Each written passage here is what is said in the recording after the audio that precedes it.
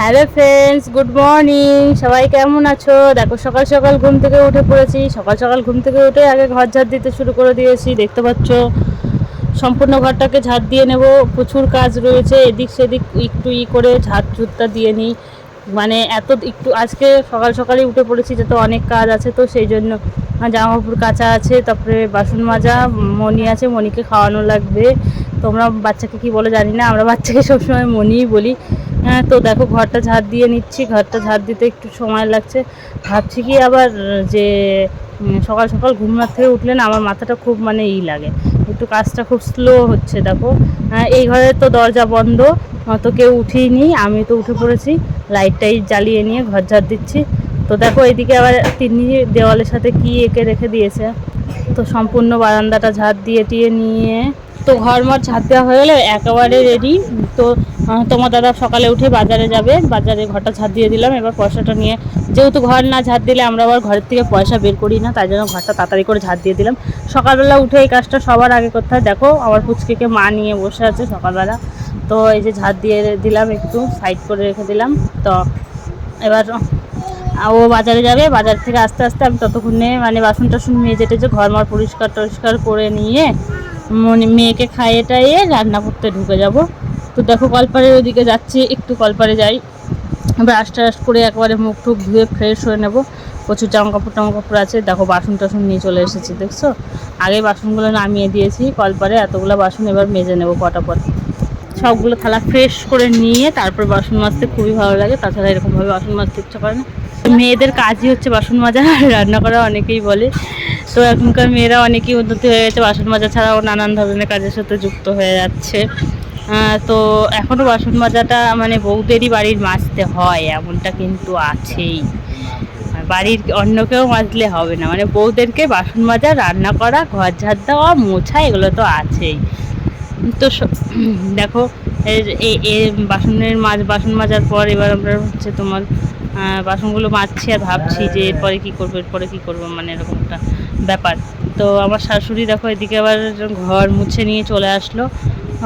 তো গল্প করছি আর বাসনটা মাজছি। আমি একটু গল্প করতে করতে মানে একটু বাসনগুলো মাজা হয়ে গেলে ভাবছি একটু চা খাবো, চাটা খেয়ে নিতে হবে, কারণ চা না খেলে তো আমার খুবই মাথা ধরে। সকালবেলা একটু চা মুড়ি খেতেই হবে, প্রত্যেক দিন এমন একটা রুটিন হয়েছে। চা মুড়ি খেয়ে নিলে অন্তত 10টা পর্যন্ত 11টা পর্যন্ত কোনো ব্যাপারই না, খিদেই লাগে না, এরকম একটা ব্যাপার। তো দেখো বাসনগুলো মাজা তাড়াতাড়ি করে মেজে নিচ্ছি, মানে বাচ্চাকে খাওয়াতে হবে। তো ওর আবার এদিকে বেজে গেছে, তাড়াতাড়ি একটু সকাল সকাল মানে ওঠাটা একটু হয়েছে, আর একটু সকালে উঠতে হয়। তিন্নিকে আবার এদিকে রেডি করে দিয়েছি, খুব সকালে উঠেছি জানো, সেই 5:30টার সময় ঘুম থেকে উঠেছি। তিন্নিকে উঠে আবার রেডি করে দিয়েছি স্কুলের জন্য। তিন্নির এখনও স্কুলের গরমের ছুটি পড়িনি, তো সেই জন্য তিন্নিও খুব সকালে ওঠে। 5:30টার সময় ঘুম থেকে উঠে তিন্নির গাড়ি চলে আসে 6টার সময়, তিন্নির স্কুল গাড়ি চলে আসে 6টা 15, 20 এরকম সময় চলে আসে। 7টার থেকে তিন্নির স্কুল শুরু হয়।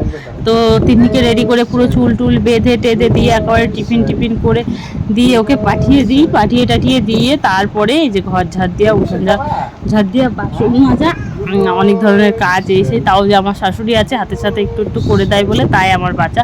দেখো উনুনে যেহেতু আমাদের উনুনে রান্না হয়, অনেক সময় গ্যাসে রান্না হয়, ঠিক নেই, বেশিরভাগ সময় ভাতটা তো উনানেই রান্না হয়। সেই জন্য দেখো হাঁড়িতে প্রচণ্ড কালি পড়েছে। আমার শাশুড়ি বলছে যে আমি মেজে দিচ্ছি ওটা, তো উনি ওটা মেজে দিচ্ছে হাঁড়িটাকে। মানে প্রত্যেক দিন হাঁড়িতে ভাতটা আমাদের উনানেই রান্না হয়, তা হাঁড়িতে কোনো রকমভাবে মেজে উনি ভাতটা বসিয়ে দিল।